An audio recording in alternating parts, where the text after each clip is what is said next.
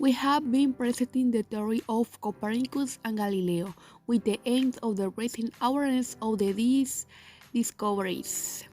Copernicus' heliocentric theory gave rise to classical physics, which was continued by figures such as Galileo, who would describe in more detail the movements of the planets around the Sun, and Newton, who would present the laws of motion and universal gravitation. Nicholas Copernicus, he born in 1473 and dead in 1543.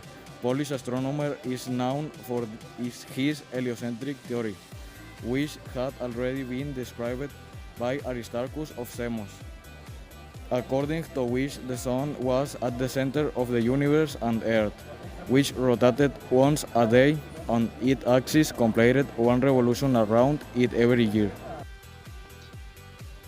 Galileo was able to confirm the theory that Nicolas Copernicus had formulated years before, in which he said that the Earth was not the center of everything.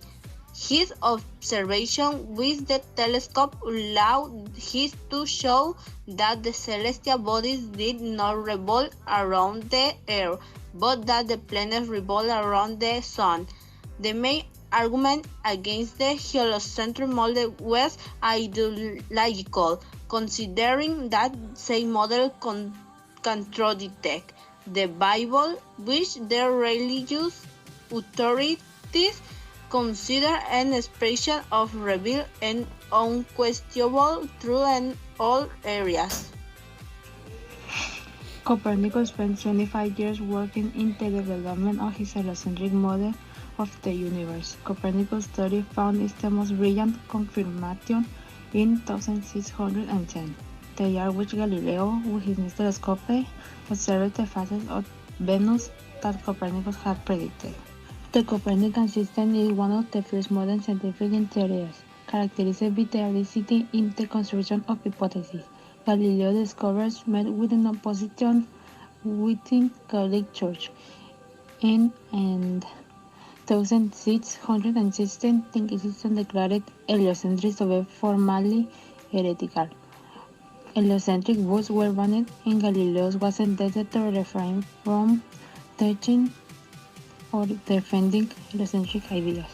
This theory was considered a revolution for the world of science because it was one of the bases of scientific research, along with observation and experimentation, and allowed to have a more concrete idea of astronomy. Also, another of the advantages of the Copernican system was its greater facility of calculating the position of the celestial bodies. The latter allowed the creation of the new letterboards. The Copernican revolution was fundamental in the development of the Western world for the following reason. One, it was like a revolution of ideas. Two, it transformed the concept that humanity had of the universe and the place it occupied and it. The center of the universe is near the sun, orbiting the Sun in orbit, and Mercury, Venus, Earth, the Moon, Mars, Jupiter, and Saturn. Uranus and Neptune were not here now. Stars are distant objects that remain fixed and therefore do not orbit the Sun. Finally, thanks for your attention.